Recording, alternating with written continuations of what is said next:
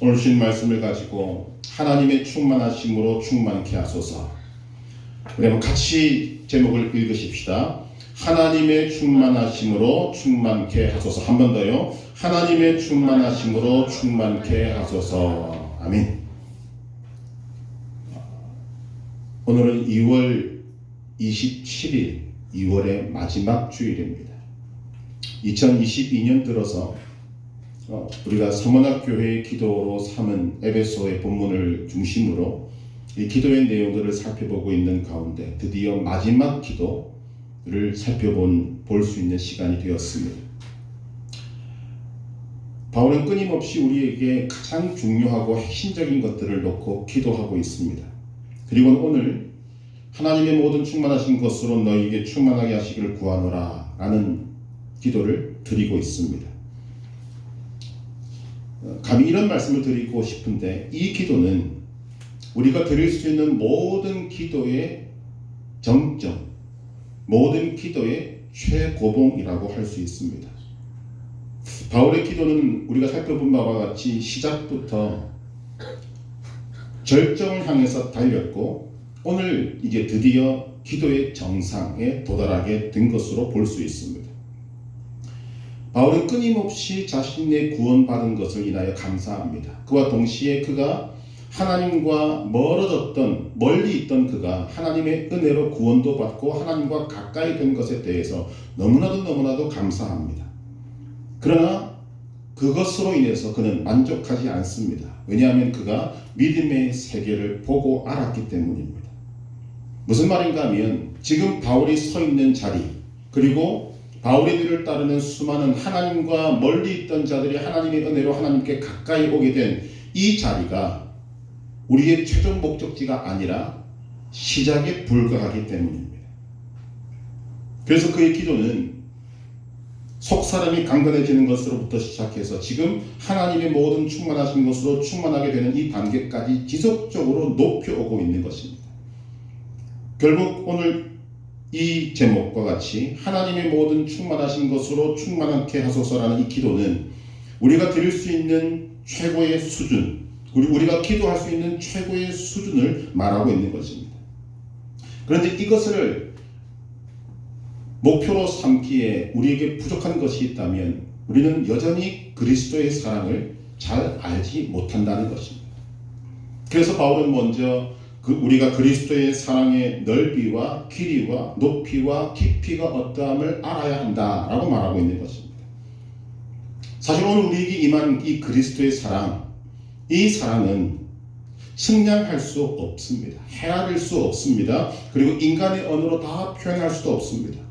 그럼에도 불구하고 바울은 우리가 익히 알고 있는 이 단어들, 넓이, 길이, 높이, 깊이 이런 단어들을 사용해서 우리가 이 그리스도의 사랑에 대해서 할 수 있는 한 많은 것들을 알게 하기 위해서 지금 무척 애를 쓰고 있는 것입니다. 이것들을 간단히 살펴보고자 합니다. 먼저 넓이라고 말합니다. 이것은 바로 사랑의 대상을 말합니다. 여러분 주변을 살펴보면 여러분들에게 가까이 있는 사람들은 누구인가? 아마 여러분들과 마음이 통하고 또한 성격이 비슷하거나 아니면 무언가 모르게 나와 끈끈하게 맺어진 관계에 있는 사람들이 여러분 가까이 있을 것입니다. 대부분의 사람들은 그 사람들을 제외하고는 대부분 다 무시하거나 심하면 차별하기도 합니다. 주로 우리는 이유는 모르겠지만 백인들 쪽은 좋아하는 것 같고 흑인이나 동남아시아인들은 별로 그렇게 좋아하지 않는 것 같습니다. 우리 실제적인 삶으로 보면 돈이 있는 사람들은 좋아하고 가난한 사람들은 무시합니다. 같은 경우로 사랑의 대상도 마찬가지입니다. 오늘 우리가 사랑한다라고 하는 사람들을 생각해 보면 대부분 무언가 사랑할 만하니까 사랑하는 경우들이 대부분입니다. 그러나 바울이 말하고 있는 그리스도의 사랑은 그 대상에서 우리의 상상을 초월합니다. 계시록 5장 9절에서 뭐라고 말하는가 하면 각 족속과 방언과 백성과 나라 가운데서 사람들을 피로 사서 하나님께 드리시고, 그런데 이 각 족속과 방언과 백성과 나라 가운데서 사람들을 피로 사셨는데 그 사람들이 누군가? 오늘 우리 자신들을 바라볼 때도 이 사람은 내가 생각해도 안 될 것 같아. 이 사람은 전혀 가망성이 없다. 이 이 사람은 완전히 부패한 사람이다 라고 하는 수준을 훨씬 넘어서는 사람들까지도 주님은 사랑하신다고 말씀하십니다. 이것이 그리스도의 사랑의 넓이입니다. 우리가 잘 실감나지 않지만 실제로 이것이 그리스도의 사랑의 넓이입니다. 조심스럽게 저와 여러분들도 그 가운데 있었다는 것을 고백할 수밖에 없습니다.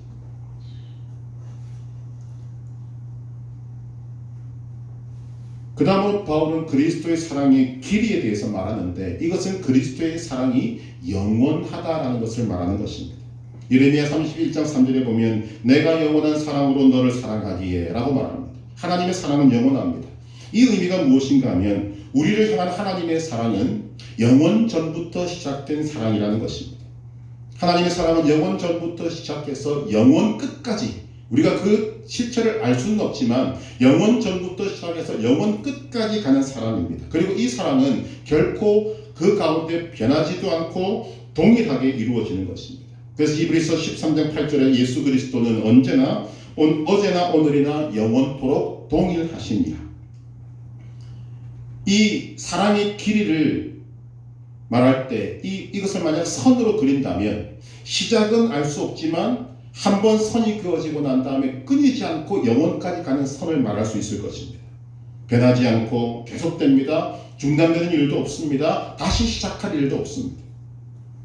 그런데 이런 사랑이 우리에게 어떻게 나타나는가? 이 하나님의 사랑의 이 길이 영원토록 변하지 않고 동일한 이 사랑이 우리에게 어떻게 나타나는가 하면 우리가 별로 좋아하지 않는 모습으로 나타납니다. 그것이 바로 간섭입니다.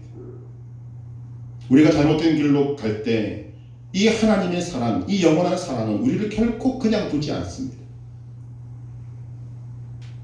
우리가 이 사랑의 가치를 잘 몰라서 내 맘대로 하고 싶어서 하나님 제발 나를 좀 가만히 내버려 두십시오 라고 해도 하나님은 절대 우리를 놓아주는 법이 없습니다. 하나님께서는 끝까지 우리를 믿음의 길에서 떨어지지 않게 붙들고 계십니다. 언제까지요? 영원까지. 이것이 그리스도의 사랑의 길입니다. 우리가 믿음이 있고 지혜가 있다면 이런 그리스도의 사랑의 길이 앞에 빨리 항복하는 것이 그 사람이 참 복이 있는 사람이 될 것입니다. 세 번째로 그리스도의 사랑의 깊이를 알아야 한다고 말합니다. 예수님은 하나님의 본체이셨지만 하나님과 동등됨을 취할 것으로 여기지 않았습니다. 자신의 영광을 포기하셨고 자신의 자리를 포기하셨고 자신을 낮추셔서 인간의 몸을 입고 이 땅에 오셨습니다. 고난당하시고 십자가에서 죽기까지 하셨습니다. 이것을 뭐라고 말하는가? 사랑이다 라고 말하고 있습니다. 그런데 그 놀라운 사랑의 대상이 누구인가? 바로 죄인이며 허물과 죄로 죽었던 자들입니다. 로마서 5장 8절에 보니까 우리가 아직 죄인 되었을 때에 그리스도께서 우리를 위하여 죽으심으로 하나님께서 우리에 대한 자기의 사랑을 확증하셨느니라. 예수님께서 이 사랑을 베푸셨는데 그 사랑의 대상이 놀랍게도 사랑받을 만한 자들이 아니라 온전한 죄인들이었습니다. 사랑을 받을 만한 자격이 전혀 없는 자들을 위하여 사랑을 베푸셨습니다. 그것이 사랑의 깊이라고 말하는 것입니다. 예수님의 사랑의 깊이가 너무나도 깊기 때문에 오늘 우리의 죄가 아무리 깊어도 예수님의 이 보혈은, 예수님의 이 사랑은 우리를 건지시고 우리를 사하시고 우리를 온전하게 치료하실 수 있는 것입니다. 우리의 죄 깊이보다 예수님의 사랑의 깊이가 비교할 수 없을 만큼 깊기 때문에 일어나는 현상이 되는 것입니다. 네 번째로 그리스도의 사랑의 높이라고 말하는데 이것은 사랑의 내용을 두고 말하는 것입니다. 그리스도의 사랑이 무엇을 위해 베풀어졌는가? 바로 사랑의 대상인 우리들을 위한 하나님의 최종 목적을 표현하고 있습니다. 오늘 이 부분이 우리에게 주제가 되겠지만 많은 사람들이 오늘도 잘못 이해하고 있는 것이 무엇인가 하면 구원을 죄 사함 받는 것으로만 생각하는 경우들이 참 많이 있습니다. 구원이 만약에 죄 사함이라면 우리가 출애굽 사건을 비유하자면 이스라엘 백성들이 홍해 바다를 건넌 것으로 끝나야 합니다. 그런데 하나님은 이스라엘 백성들을 애굽에서 탈출시켜서 홍해 바다를 건너게 하신 것뿐만 아니라 광야를 거쳐서 가나안으로 이끄십니다. 이것이 핵심입니다.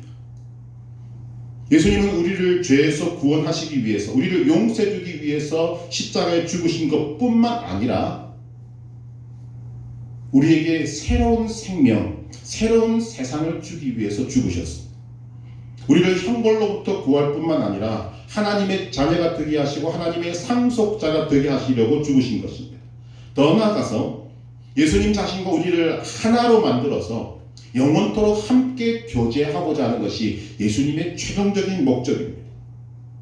그래서 예수님은 끊임없이 이 부분에 대해서 말씀하셨습니다. 요한복음 17장 24절에 보면 아버지여 내게 주신 자도 나 있는 곳에 나와 함께 있어 아버지께서 창세전부터 나를 사랑하심으로 내게 주신 나의 영광을 그들로 보게 하시기를 원하옵나이다. 이것이 예수님의 소원이었습니다.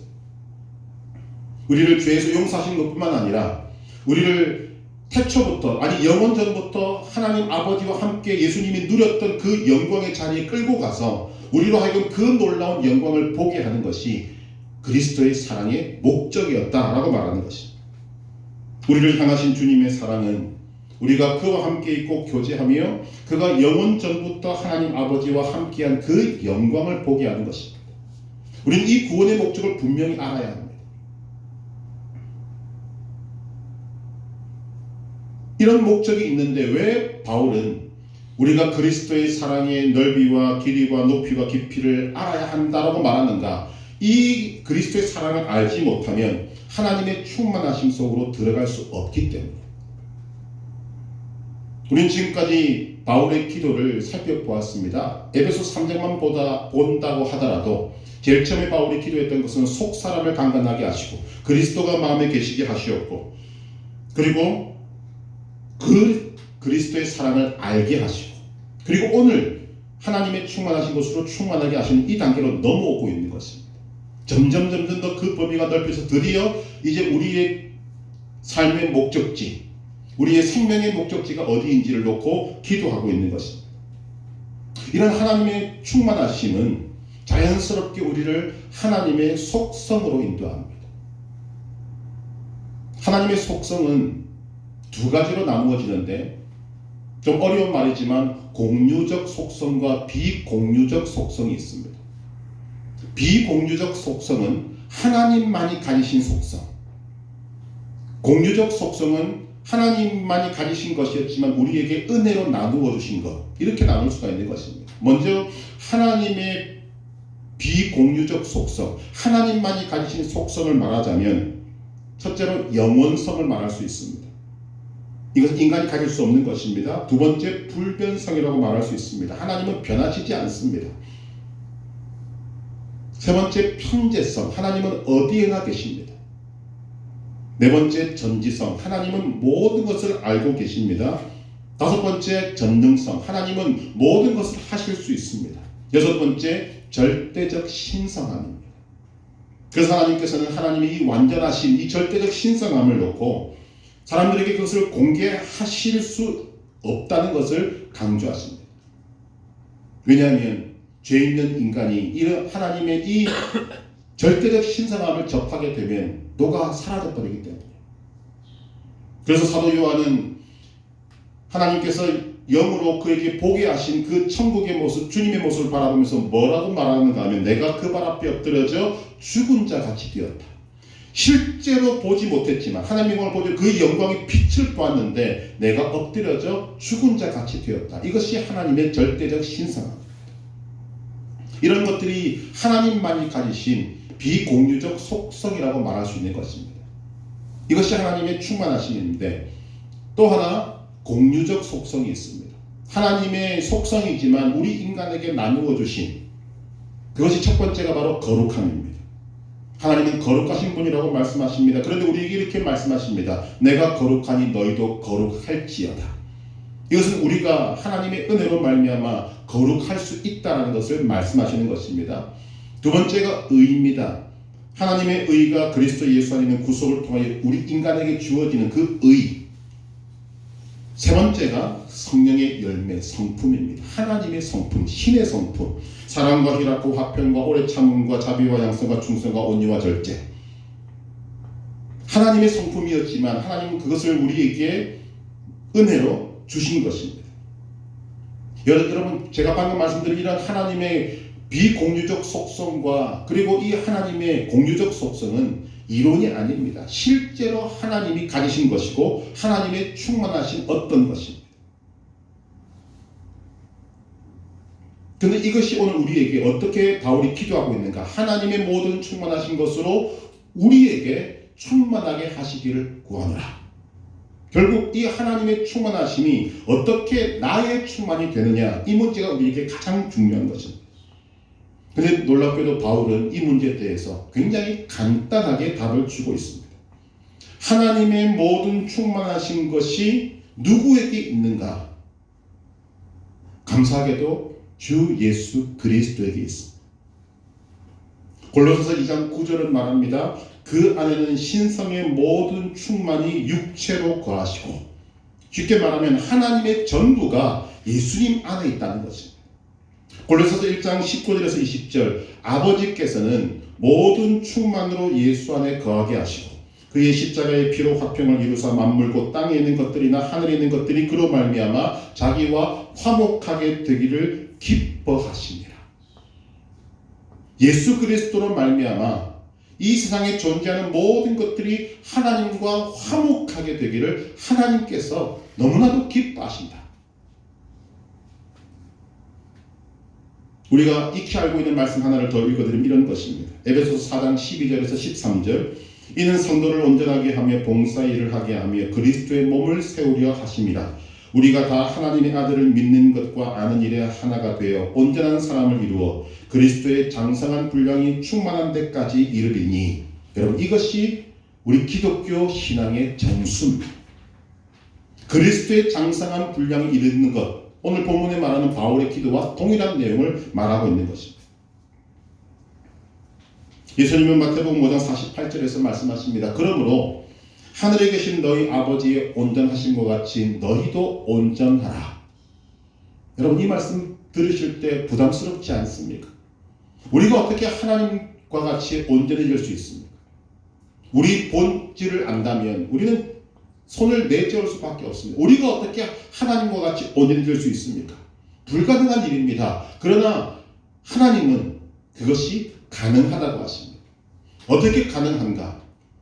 그리스도가 우리 안에 들어오고 우리가 그리스도의 사랑이 우리 안에서 나타나기 시작할 때 바로 하나님의 모든 충만하신 것이 우리 안에서 일어나기 시작한다는 것입니다. 하나님의 방법으로는 가능하다는 것입니다. 우리가 바울의 기도를 살펴보고 있는 가장 중요한 이유는 이 기도가 우리에게 가장 실제적이고 그리고 가장 중요한 것이기 때문입니다. 우리는 실제적이라고 이야기하면 눈에 보이고 손에 잡히는 것만이 실제적이라고 생각할 때가 있습니다. 우리에게는 돈이 있어야 되고 건강해야 되고 우리에게는 끊임없이 일어나는 문제들을 해결해야만 이것이 실제적인 것이지 않는가. 그러나 성경은 우리에게 그렇게 말하지 않습니다. 우리에게 가장 중요하고 가장 실제적인 것은 바로 영적인 것입니다. 여기서 이제 하나님과 우리 사이에 간격이 벌어지는 것입니다. 왜냐하면 우리는 이 영적인 것에 대해서 하나님의 관심이 있어 하는 부분에 대해서 우리는 별로 관심이 없어요. 여러분은 한번 질문을 드릴 때 답해 보시기를 바랍니다. 여러분의 속사람이 강건해지는 것에 대해서 여러분 얼마나 많은 관심을 가지고 계십니까? 그리스도께서 내 마음에 계시는 것에 대해서 여러분 얼마나 알고 계십니까? 여러분들이 정말 생각으로나마 그리스도의 사랑이 어떤 것인지를 알고 싶어하는 그런 갈망이 여러분들에게 있으십니까? 하나님의 충만하심으로 채워지고자 하는 그런 갈망이 여러분들에게 있으십니까? 여러분들에게 믿음이 있으니까 어느 정도 있을 것입니다만 그 하나님을 향하는 갈망이 주일날 이렇게 모여서 예배드리는 이 시간에만 활동하고 작용하는 것은 아닙니까? 예배를 마치고 집에 돌아가면 내가 언제 그런 하나님을 생각했냐는 듯이 하나님은 깡그리 잊어버리고 세상 일에만 집중하고 그것이 중요하다고 여기는 나 자신의 모습은 아닌가 하는 것입니다. 더 나아가서 오늘 주일을 지나고 시작되는 월요일부터 토요일까지는 하나님과는 전혀 상관없는 삶을 살면서 나는 그리스도인이라고 말하고 있는 우리 자신들은 아닌가.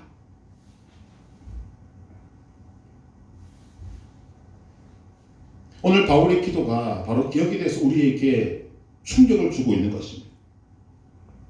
결론에 이르기 전에 그러면 지금 바울이 기도하고 있는 하나님의 모든 충만하신 것으로 충만하게 되는 것이 무엇인가? 이것을 몇 가지만 살펴보려고 합니다. 하나님의 충만하심으로 충만하게 되는 특징이 몇 가지가 있는데 그 첫 번째는 무엇인가 하면 하나님께서 우리를 온전히 지배하신다는 것입니다. 우리의 지성과 감성과 의지를 하나님이 지배하십니다. 먼저 지적인 것을 보면 로마서 12장 1절 2절에 그러므로 형제들아 내가 하나님의 모든 자비하심으로 너희를 권하노니 너희 몸을 하나님이 기뻐하시는 거룩한 산 제물로 드리라. 이는 너희가 드릴 영적 예배니라. 너희는 이 세대를 본받지 말고 오직 마음을 새롭게 함으로 변화를 받아 하나님의 선하시고 기뻐하시고 온전하신 뜻이 무엇인지 분별하도록 하라. 여기 두 가지가 등장합니다. 첫째는 몸을 드리라. 둘째 마음을 드리라. 이 말이 무슨 말입니까? 하나님의 온전한 지배를 몸도 받고 마음도 받으라는 것입니다. 우리의 모든 생각도 하나님의 지배를 받으라는 것입니다. 감정도 있습니다. 하나님의 모든 충만하심으로 충만한 사람은 하나님의 사랑의 지배를 받게 됩니다. 사랑이 삶의 특징이 된다는 것입니다. 말을 안 해도 그의 행동으로 그의 사랑이 그 안에 충만한 하나님의 사랑이 나타나게 됩니다. 바로 그 사랑으로 예수님이 이 땅에서 사셨고 십자가를 지셨습니다. 그 뒤를 비슷한 모습으로 따라갔던 사람 중에 한 사람이 스데반 집사입니다. 그는 예수 그리스도를 전하다가 부당하게 돌로 쳐 죽임을 당했습니다. 그런데 그의 마음속에 지금 돌을 던지고 있는 사람들을 향한 울분, 화, 분노 하나도 없습니다. 그는 이렇게 말합니다. 주여 이 죄를 저들에게 돌리지 마옵소서. 그것은 그리스도의 사랑이 이 스데반 집사의 마음을 장악하고 지배했기 때문에 가능한 것입니다. 의지도 있습니다. 예수님이 이렇게 말씀하십니다. 요한복음 6장 38절에 내가 하늘에서 내려온 것은 내 뜻을 행하려 함이 아니요 나를 보내신 이의 뜻을 행하려 함이니라. 성경이 뭐라고 말합니까? 하나님의 아들이신 예수님은 그에게 주어져 있는 그 특권, 권리를 주장한 적이 없습니다. 오히려 자신을 낮추어서 종이 되었고 자신의 뜻을 온전히 포기했습니다. 그리고 모든 것을 하나님 아버지의 뜻에 따라 결정하고 하나님 아버지의 뜻을 따라 행동하셨습니다. 예수님께서 지성과 감성과 의지 모든 것을 하나님 아버지께 다 드린 것입니다. 지배를 받은 것입니다. 그것이 바로 하나님의 모든 충만하신 것으로 충만하게 된 자의 모습이라고 성경은 말하고 있습니다. 두 번째는 하나님의 모든 충만하신 것으로 충만해진 사람은 모든 영적인 목적과 본능이 만족되는 사람입니다. 무슨 말인가 하면 하나님을 찾는 자다 그 말입니다. 하나님만이 계시면 만족합니다.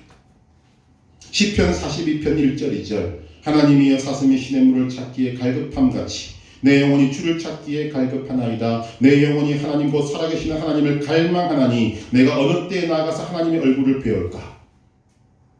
이 시인에게서 느껴지는 것이 뭡니까? 하나님만을 갈망하고 하나님만으로 만족하는 모습. 오늘 하나님을 믿는다는 사람들이 하나님 한 분만으로 만족하지 않습니다. 찬송은 부릅니다. 주님 한 분만으로 만족해 찬송을 부르는데 실제로 하나님 한 분만으로 만족하지 않습니다. 하나님의 충만하신 것으로 충만한 사람의 특징은 또 하나 있습니다. 의에 대한 갈망이 있습니다. 마태복음 5장 6절 의에 줄이고 목마른 자는 복이 있나니 그들이 배부를 것이며. 여러분 많은 설교를 들으셨겠지만 여러분 의에 줄인다는 것이 무엇입니까? 구체적으로 말씀드리면 이런 것입니다. 여러분 오늘 주일을 맞아서 예배를 참석하는 여러분들의 심령 속에 정말 예배에 대한 갈망, 하나님을 향한 갈망, 그리고 그 예배를 참석하기 위해서 딛는 발걸음과 운전하는 차의 핸들 속에 여러분 기쁨이 있으셨습니까? 소망이 있으셨습니까? 나는 하나님을 만나러 간다라는 것에 대한 그런 갈급함이 있으셨습니까?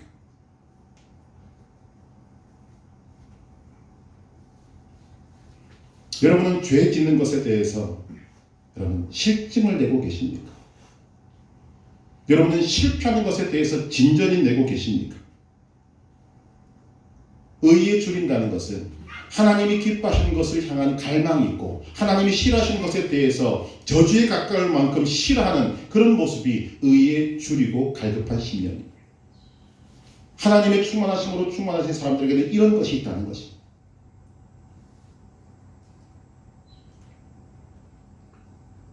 세 번째로 하나님의 충만하신 것으로 충만하게 될 때 우리에게 어떤 일이 벌어지는가? 우리가 원하는 것들이 이루어집니다. 무슨 말인가 하면 우리에게 결핍과 허무함과 공허와 부족이 사라지게 됩니다. 모든 것이 다 구비된다는 것이 아닙니다. 우리의 심령이 이미 그런 것들로 채워져서 세상의 어떤 것으로도 흔들리지 않는 존재가 된다는 말씀입니다. 요한복음 4장에 나오는 사마리아 수가성 여인의 경우를 보면 이 여인은 정말 사랑에 갈급한 여인이고 사회에서 지탄받고 어떻게 마음을 풀 수 없는 허무와 또 궁핍과 세상의 어려운 것들을 다 가진 사람입니다. 그러나 예수님을 만나고 난 다음에 어떤 말을 들었습니까? 이 물을 마시는 자마다 다시 목마르려니와 내가 주는 물을 마시는 자는 영원히 목마르지 아니하리니 내가 주는 물은 그 속에서 영생하도록 솟아나는 샘물이 되리라. 예수님의 말씀을 통해서 이 여인의 심령 속에 이 생수의 샘이 존재하게 되었습니다. 더 이상 이 여인은 공할 이유도 없었고 그는 궁핍할 이유도 없었습니다. 예수님 또 말씀하십니다. 요한복음 6장 35절에 나는 생명의 떡이니 내게 오는 자는 결코 줄이지 아니할 터이요 나를 믿는 자는 영원히 목마르지 아니하리라. 여러분 지금 줄이고 계십니까? 육신의 배는 채워졌는데 여러분들의 영은 줄이고 있지 않습니까? 여러분들의 목은 음료수로 채우는데 여러분들의 영혼의 갈급함은 지금도 여전히 계속되고 있으십니까? 분명히 지금 많은 것들을 누리고 있는데도 내 삶은 불행하다고 느끼고 계십니까? 분명히 내 삶은 지금 괜찮음에도 불구하고 남들이 바라봐도 괜찮음에도 불구하고 여전히 두려움이 있고 여전히 불안하고 여전히 안정을 취하지 못하는 그런 모습으로 살고 있으십니까? 그렇다면 지금 여러분이 한 가지를 잘못하고 있는 것입니다. 그것이 무엇인가 하면 예수님께 가지 않는 것입니다. 예수님이 주신 생명의 떡을 여러분들이 믿음으로 받지 않고 예수님이 주시는 이 생수를 여러분들이 믿음으로 받지 않기 때문에 여러분들은 여전히 갈급하고 여전히 목마르고 여전히 배고픈 것입니다. 여러분 안에 생명의 떡이 있고 여러분 안에 생명의 영생의 샘물이 있다면 어떻게 줄이거나 목마를 수 있습니까? 빌립보서 4장 11절에서 13절의 말씀 이렇습니다. 내가 궁핍함으로 말하는 것이 아니니라. 어떠한 형편이든지 나는 자족하기를 배웠노니 나는 비천에 처할 줄도 알고 풍부에 처할 줄도 알아. 모든 일 곧 배부름과 배고픔과 풍부와 궁핍에도 처할 줄 아는 일체의 비결을 배웠노라. 내게 능력 주신 자 안에서 내가 모든 것을 할 수 있느니라. 지금 바울이 이 글을 어디서 쓰고 있습니까? 감옥에서 쓰고 있습니다. 우리는 귀를 쫑긋 세우고 이 말을 들어야 합니다. 감옥에 있는 사람이 우리보다 훨씬 더 가진 것도 없고 마음으로 따지면 무너질 수 있고 짙은 어둠에 있어야 될 이 바울이 뭐라고 말하는가 하면 나는 자족하기를 배웠다. 나는 배부름과 배고픔과 풍부와 궁핍에도 처할 줄 아는 일체의 비결을 배웠다. 내게 능력 주신 자에서 내가 모든 것을 할 수 있다. 이것은 오늘 기도와 더불어 보면 나는 하나님의 모든 충만하신 것으로 충만해졌다라고 고백하는 것과 동일한 것입니다. 그리스도는 이 기쁨을 알아야 합니다. 이 기쁨을 아는 것이 기독교입니다. 우리는 이것을 향해서 나아가야 한다는 것입니다. 결국 이것을 아는 것뿐만 아니라 이것을 누리는 자가 되어야 합니다. 오늘의 기도는 기도의 최고봉이라는 말씀을 드렸습니다. 또한 구원은 죄의 용서에 그치지 않는다는 말씀도 드렸습니다. 그럼 우리는 이제 이 자리에서 그럼 구원이 무엇인가 라는 것을 다시 한번 짚어봐야 할 것입니다. 로마서 6장 5절은 이런 의미에서 굉장히 중요한데 읽어드립니다. 로마서 6장 5절 만일 우리가 그의 죽으심과 같은 모양으로 연합한 자가 되었으면 또한 그의 부활과 같은 모양으로 연합한 자도 되리라. 바울이 구원을 설명하면서 어떤 단어를 끌어 쓰는가 하면 연합이라는 단어를 씁니다. 우리가 반드시 기억해야 될 개념입니다. 연합. 우리의 죽음은 예수 그리스도와 연합한 죽음이라고 말합니다. 자, 예수님의 십자가 사건은 분명히 예수님께서 나를 대신해서 죽으신 사건입니다. 그러면 예수님께서 나를 대신해서 죽으셨다라고 하면 끝나는 것입니다. 그런데 바울은 여기에다가 굳이 연합이라는 단어를 쓰고 있다는 것을 우리가 주목해야 하는 것입니다. 바울이 단순히 주님께서 나 대신에 죽으셨다라고 말하지 않고 주님께서 나와 연합해서 죽으셨고 주님께서 나와 연합해서 부활하셨다라는 이 단어를 쓰고 있는 이유는 우리는 죄를 씻김 받으면 되는 존재가 아니라 죄를 씻는 것은 거쳐가야 될 과정이고 하나님이 목적하신 어떤 자리까지 우리는 가야 하는 존재다라는 것을 말하는 단어가 연합이라는 단어입니다.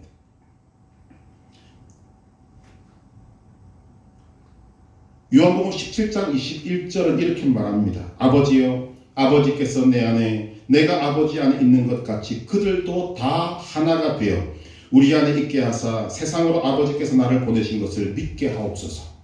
예수님 뭐라고 말씀하십니까? 아버지께서 내 안에 내가 아버지 안에 있는 것 같이 그들도 나와 하나가 되게 하여 주옵소서. 요한복음 17장 23절에서 24절 곧 내가 그들 안에 있고 아버지께서 내 안에 계시어 그들로 온전함을 이루어 하나가 되게 하려 함은 아버지께서 나를 보내신 것과 또 나를 사랑하신 같이 그들도 사랑하신 것을 세상으로 알게 하려 함이로소이다. 아버지여, 내게 주신 자도 나 있는 곳에 나와 함께 있어 아버지께서 창세전부터 나를 사랑하심으로 내게 주신 나의 영광을 그들로 보게 하시기를 원하옵나이다. 예수님의 목적이 무엇입니까? 우리와 함께 있는 것이 목적입니다. 우리와 함께 하기 위해서 최고의 사랑이 십자가를 통해 나타나게 된 것입니다. 이것을 조금만 더 설명을 드리면 이런 것입니다. 여러분, 나 자신에게 아주 소중한 보물이 있다고 할 때 그 보물을 자기가 소유합니까? 아니면 사랑하는 사람에게 줍니까? 내가 정말 사랑하는 사람이 있다면 그 소중한 보물을 주는 것이 사랑입니다. 반대로 엄청난 고통이 있는데 이 고통이 내게 있다면 그 고통을 나가 가집니까? 아니면 사랑하는 사람에게 줍니까?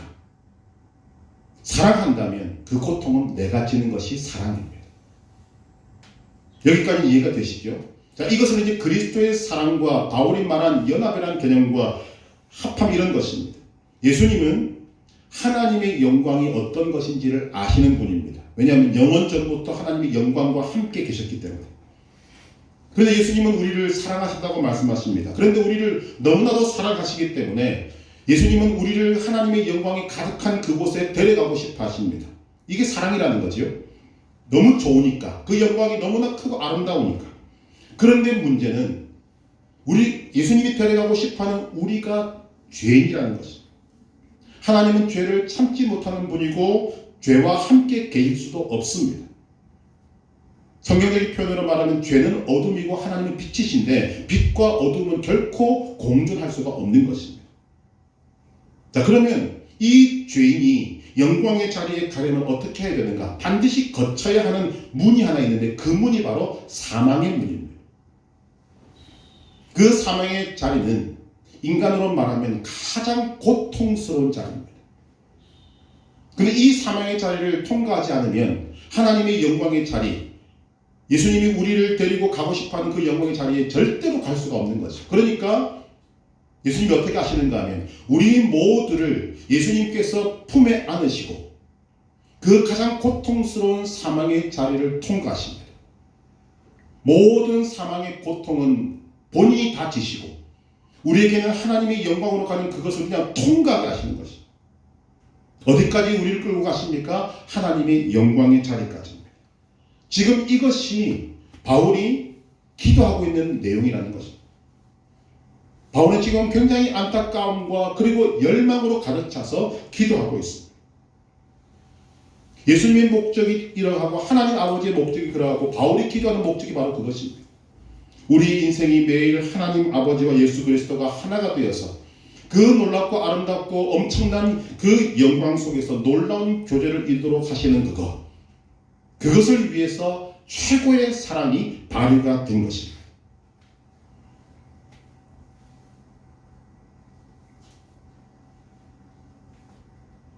성경 한 군데만 더 말씀을 드리면 데살로니가전서 4장 13절에서 17절, 오늘 말씀과 굉장히 연결되고 중요한 말씀인데 제가 천천히 읽어드리겠습니다. 데살로니가전서 4장 13절에서 17절, 형제들아 자는 자들에 관하여는 너희가 알지 못함을 우리가 원하지 아니하노니 이는 소망 없는 다른 이와 같이 슬퍼하지 않게 하려 함이라. 우리가 예수께서 죽으셨다가 다시 살아나심을 믿을진대 이와 같이 예수 안에서 자는 자들도 하나님이 그와 함께 데리고 오시리라. 우리가 주의 말씀으로 너희에게 이것을 말하노니 주께서 강림하실 때까지 우리 살아남아 있는 자도 자는 자보다 결코 앞서지 못하리라. 주께서 호련과 천사장의 소리와 하나님의 나팔 소리로 친히 하늘로부터 강림하시리니 그리스도 안에서 죽은 자들이 먼저 일어나고 그 후에 우리 살아남은 자들도 그들과 함께 구름 속으로 끌어올려 공중에서 주를 영접하게 하시리니 그리하여 우리가 항상 주와 함께 있으리라. 하나님께서 바울을 통해서 데살로니가에 보낸 편지 속에 말세에 일어난 일, 이 땅의 마지막에 대해서 말씀하고 있습니다. 그런데 앞에 있는 모든 과정들을 다 하고 난 다음에 그리하여라고 말합니다. 앞에 이런 일이 다 일어나게 되는데 목적이 무엇인가? 이렇게 하는 목적이 무엇인가? 그리하여 우리가 항상 주와 함께 있으리라.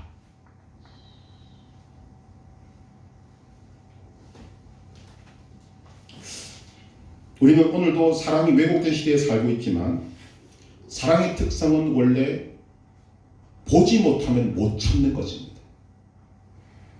사랑은 어떤 일이 있어도 붙어 다녀야 되는 것이고 어떤 일이 있어도 같이 있어야 되는 것이고 기쁨을 나누고 어떤 일도 비밀이 없는 사이가 사랑하는 관계가 될 것입니다.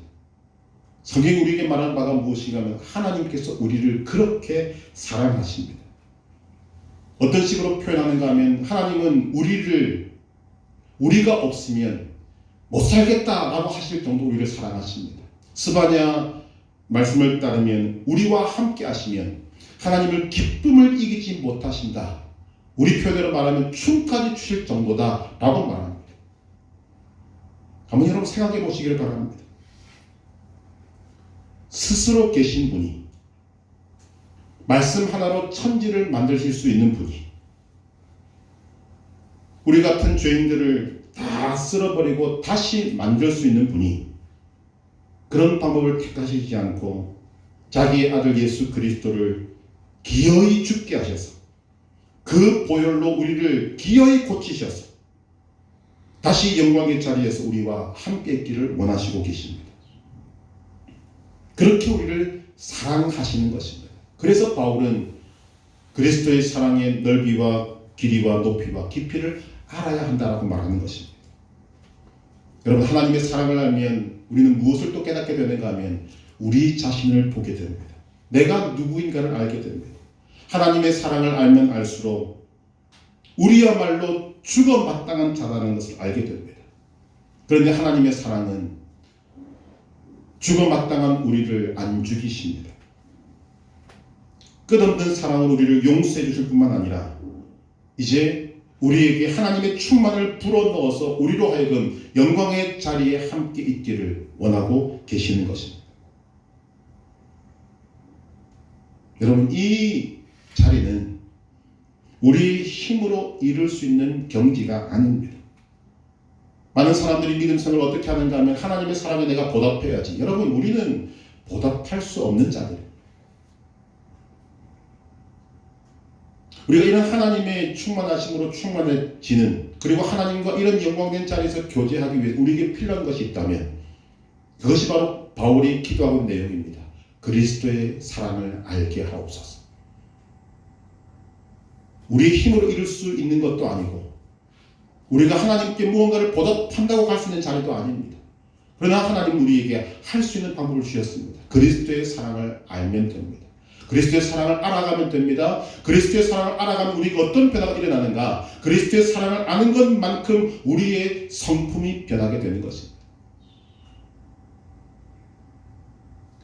우리가 하나님과 교제한다는 말이 갖고 있는 의미가 무엇인가? 그것은 바로 하나님과 성품이 비슷해야만 가능한 일이에요. 이런 식으로 생각해 볼 수 있습니다. 만약 하나님이 우리와 이 영광된 교제를 위해서 돈이 필요하다면 우리에게 돈을 주셨을 것입니다. 우리에게 막강한 체력이 필요하다면 체력을 주셨을 것입니다. 그런데 돈도 체력도 이 땅에 집도 아무것도 안 주시고 뭐를 주십니까? 하나님의 성품을 주십니다. 그것이 바로 성령의 열매라는 거죠. 그런 하나님의 성품으로 우리가 하나님과 비슷해질 때 우리는 이 교제를 아름답게 꾸려나갈 수가 있게 된다는 것입니다. 그리고 그것을 위해서 바울이 기도하고 있습니다. 여러분, 바울이 기도한 내용을 들으면서 우리 이런 결론을 내리고자 합니다. 여기에 우리의 갈망이 있어야 합니다. 지금 바울이 기도하는 바와 같이 속사람이 강건해지기를 원하고, 그래서 그 강건해진 심령 속에 예수 그리스도께서 계시고 그 속에 임하신 그리스도를 통해서 우리가 그리스도의 사랑을 알고 넓이와 길이와 높이와 깊이를 알고 그리고 하나님의 모든 충만하신 것으로 충만해지는 그 모든 과정들이 우리에게 첫 번째 소원이자 우리의 인생의 목적이 되어야 한다는 것입니다. 주님, 돈 더 주세요. 문제 풀어주세요. 어려운 힘든 일 지나가게 해주세요. 이것이 우리의 첫 번째가 아니라 바로 이런 것들을 알고 하나님과 영광된 교제를 나누는 이것이 우리의 삶의 첫 번째이자 우리의 가장 강력한 목적이 될 때 우리는 이 일을 경험하게 될 줄로 믿는 것입니다. 하나님의 모든 충만하신 것으로 충만하게 되기를 원하는 갈망이 우리에게 있기를 소원합니다. 또한 바울과 같이 우리는 기도해야 됩니다. 우리가 이룰 수 있는 것이 아닙니다. 하나님이 다 만들어 놓으시고 우리에게 부어주시는 것입니다. 그리스도의 사랑을 알게 해달라고 기도할 수 있기를 바랍니다. 하나님의 충만하심으로 충만케 해달라는 기도가 있기를 원합니다. 그리하여 우리의 모든 삶에서 오늘 우리에게 주어진 이 현재의 삶에서 하나님과 사랑이 꿀처럼 뚝뚝 떨어지는 교제를 하고 기쁨과 만족과 평안을 누려가시는 놀라운 은혜의 삶이 펼쳐지게 되기를 주님의 이름으로 축복합니다.